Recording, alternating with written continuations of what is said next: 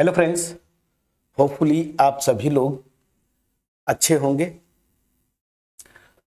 यहाँ पे अब हम स्टार्ट करने जा रहे हैं डेफिनिट इंटीग्रल्स। ठीक है, तो सबसे पहले मैं नोटेशन पहले बता दूं, उसके बाद डेफिनिट इंटीग्रल्स का एक्चुअल मीनिंग क्या है और फिर उसके बाद fundamental theorem of integral calculus करेंगे, जो कि हमें जिसमें second fundamental theorem of integral calculus जो है वो मैं बताऊं टूल देता है हमें डेफिनिट इंटीग्रल्स को इवैल्यूएट करने का।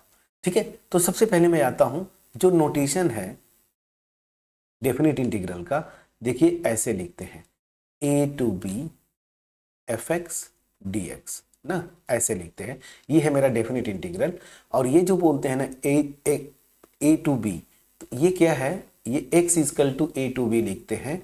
इसका मतलब क्या हुआ कि मेरा जो फंक्शन है ना, मैं एज्यूम करके चल रहा हूं कि ये close interval A B to R ना, आर ले सकता हूं कोडोमेन, ये फंक्शन डिफाइंड है।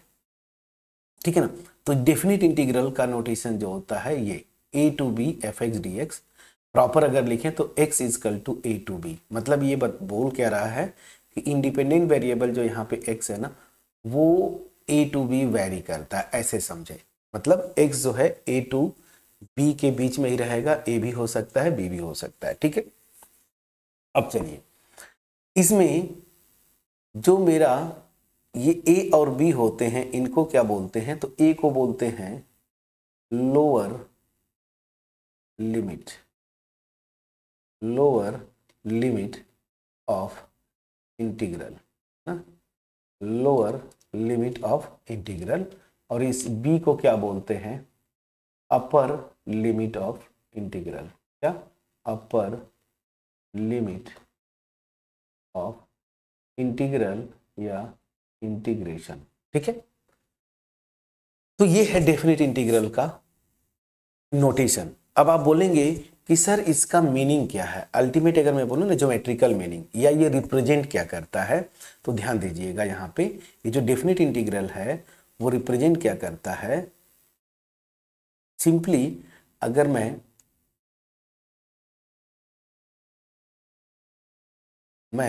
ये मेरी एक्स एक्सिस है, इधर वाई एक्सिस हो गया, और ये मेरा ओरिजिन है। मैं मान के चलता हूं कि फंक्शन का ग्राफ कुछ ऐसे है, नीचे भी जा सकता है, नेगेटिव भी जा सकता है। जस्ट मैं आपको एक्सप्लेन करने की कोशिश कर रहा हूं। तो मान लीजिए ये मेरा x इजकल टू ए है, और यहाँ पे इसको थोड़ा सा और आगे ले जाते हैं। ठीक है, अभी ग्राफ में पॉजिटिव ही ले रहा हूं ना एफ एक्स की वैल्यू, लेकिन ऐसा नहीं है, ये नीचे भी आ सकता है, बट ठीक है मैं आपको जस्ट एक्सप्लेन करने के पॉइंट ऑफ व्यू से, ये मेरा x इजकल टू बी ना। तो ये जो डेफिनिट इंटीग्रल है अल्टीमेट, वो रिप्रेजेंट क्या करता है, एरिया। अब एरिया क्या रिप्रेजेंट करेगा, तो ये मेरा ग्राफ है किसका, y equal to f x का। और यहाँ पे ये मैं लाइंस ले लेता हूँ, x इजकल टू ए, और यहाँ पे मैंने ले लिया x इजकल टू बी। तो ये जो डेफिनिट इंटीग्रल है बेसिकली वो एरिया को रिप्रेजेंट करता है। कौन सी एरिया, ये जो मेरा इंटीग्रेंड है ना, मतलब वो फंक्शन है मतलब उसका वो एक कर्व होगा y equal to f x, जो ग्रीन में दिख रहा है।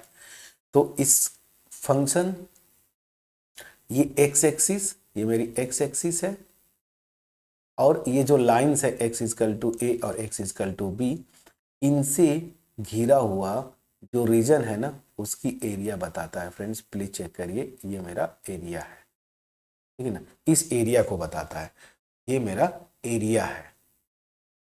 समझ में आ गया। तो डेफिनिट इंटीग्रल जब भी, अब दिमाग में आपको आए, ये बिठा लेना है, a to b f x d x, इसका मतलब ये जो रिप्रेजेंट करता है एक एरिया को, और एरिया मतलब किसी रीजन का एरिया होगा। तो वो रीजन क्या होता है, इस curve y equal to f x, x axis x equal to a और x इजकल टू बी से घिरा हुआ जो रीजन, बाउंडेड जो रीजन होगा ना, उसकी एरिया को रिप्रेजेंट करता है ज्योमेट्रिकली। ठीक, मैंने यहाँ पे जूम कर लिया है कि इस इंटरवल ए बी में ये फंक्शन पॉजिटिव है। ऐसा नहीं है, बहुत सारे कर्व है, साइन एक्स कॉस एक्स देखिए, तो वो पॉजिटिव भी जाता है नेगेटिव भी जाते हैं, उनकी वैल्यूज आपको पता है, बट मैंने आपको जस्ट एक्सप्लेन करने के लिए मैंने बोला। अब चलिए, जो हमारा मेन मोटिव है, मैंने स्क्रीन पे दिख भी रहा होगा, fundamental theorem of integral calculus. तो इसके लिए मुझे एक दो कॉन्सेप्ट की जरूरत पड़ेगी, खास करके फर्स्ट फंडामेंटल थ्योरम के लिए। तो मैं क्या वो बोल रहा हूं, एरिया फंक्शन। क्या? Area function. एरिया फंक्शन जो होता है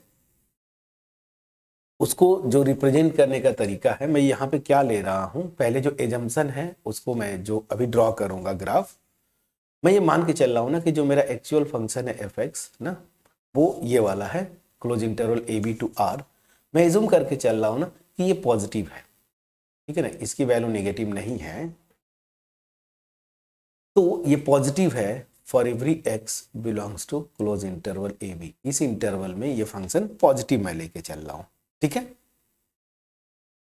तो अगर पॉजिटिव है तो इसका मैं ग्राफ खींच सकता हूं, जैसे ऊपर मैंने खींचा, थोड़ा सा मैं आपको बताने की कोशिश कर रहा हूं, ये, और मान लीजिए मेरा ई। प्लीज चेक करिएगा, this is my x axis, this is my y axis and origin. मैं मान के चलता हूं कि चलो मेरा जो फंक्शन है वो ये है ना, ये मेरा y equal to f x है, ठीक।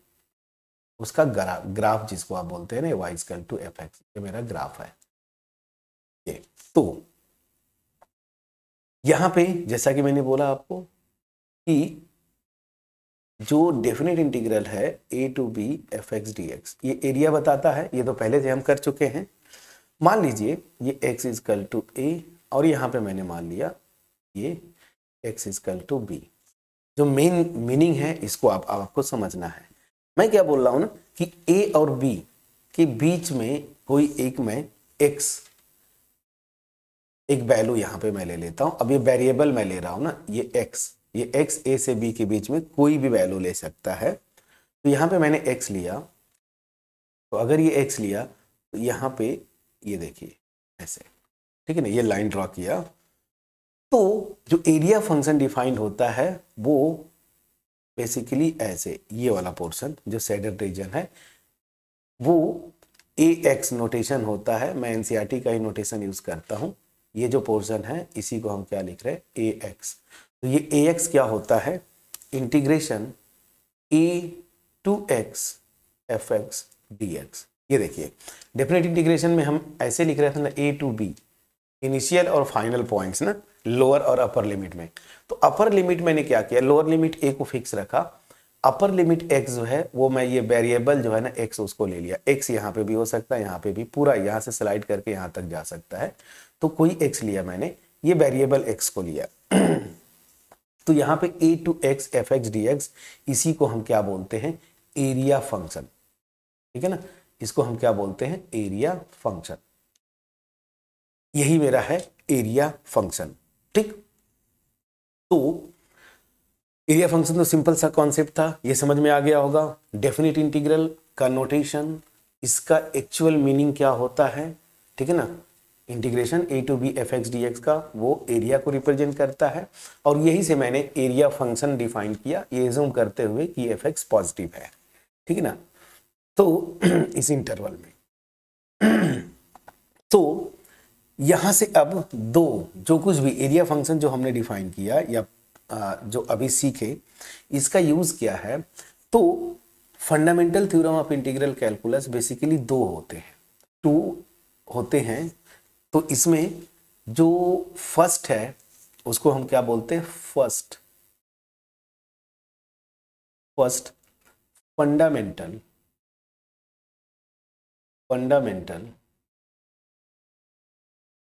Theorem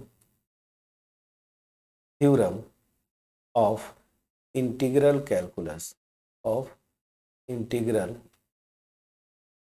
calculus first fundamental theorem of integral calculus.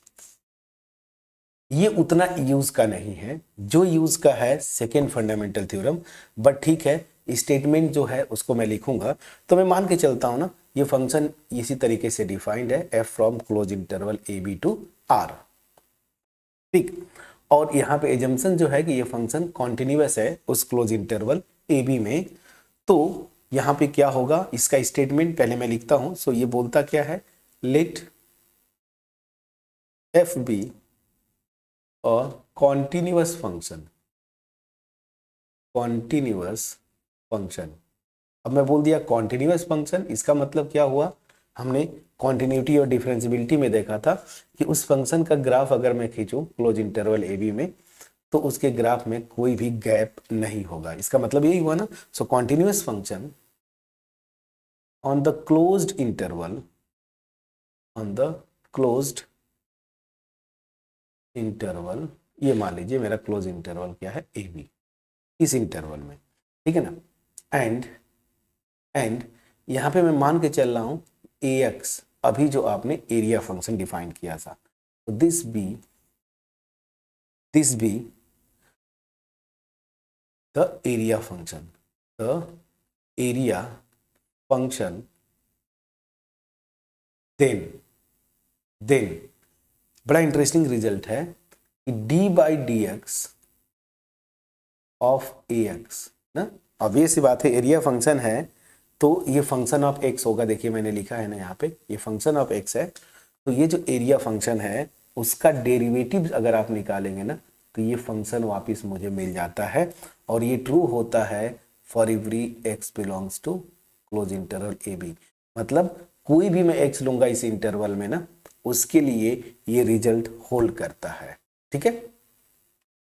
तो ये है actual fundamental, first fundamental theorem of integral calculus, ठीक है। तो एरिया फंक्शन ऐसे निकालते हैं किसी भी एक्स के लिए ऐसे, तो इसको अगर एक्स के रिस्पेक्ट में डिफरेंशिएट करेंगे ना, तो वापिस मेरा क्या आता है, एफ एक्स आता है, ठीक। ये है मेरा first fundamental theorem of integral calculus, जो कि उतने यूज का नहीं है, जो कि बुक में है आपका सिलेबस में, इसलिए मैंने इसको बता दिया। मेरा जो मेन इंपॉर्टेंट है, वेरी वेरी वेरी इंपॉर्टेंट, क्या, second fundamental theorem of integral calculus.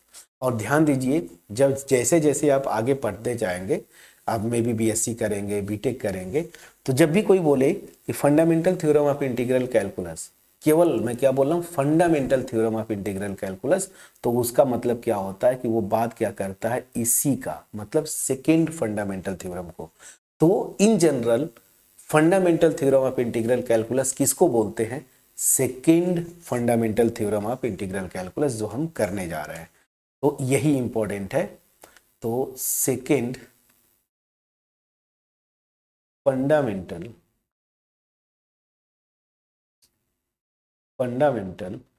Theorem of integral calculus, fundamental theorem of integral calculus, ठीक। Second fundamental theorem of integral calculus बहुत आसान है फ्रेंड्स, और यही second fundamental theorem of integral calculus को ही in general हम बोलते क्या है, केवल और केवल fundamental theorem of integral calculus. मैं बार बार बोल रहा हूँ, और ये टूल है, हालांकि ये थ्योरम है, इसका प्रूफ नहीं करेंगे। और ये क्या बताता है कि ये जो डेफिनेट इंटीग्रल है ना, a to b f x d x, इसको कैसे इवेलुएट करते हैं, तो ये भी बताता है। इसीलिए ये बहुत बहुत इंपॉर्टेंट है। स्टेटमेंट वही होगा, late fx be a continuous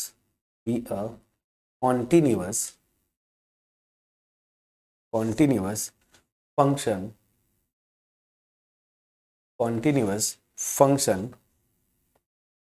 defined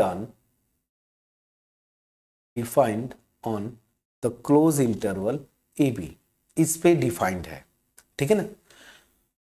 यहां पे मैं जूम करके चलता हूं, एंटी डेरिवेटिव याद करिए। एंटी डेरिवेटिव पता है आपको क्या, अगर ये फंक्शन दिया है एफ एक्स, तो एक और फंक्शन कैपिटल एफ एक्स, ये हमने किया था जब इंडेफिनिट इंटीग्रल में स्टार्ट कर रहा था।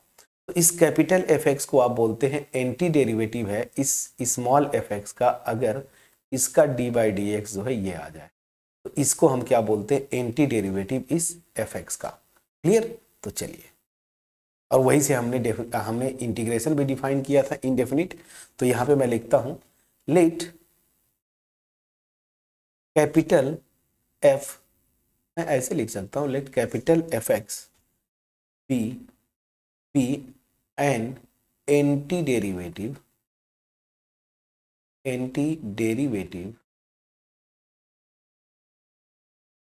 of f in this closed interval a b, then ये जो मेरा डेफिनेट इंटीग्रल होगा a to b F x d x, ये क्या होता है?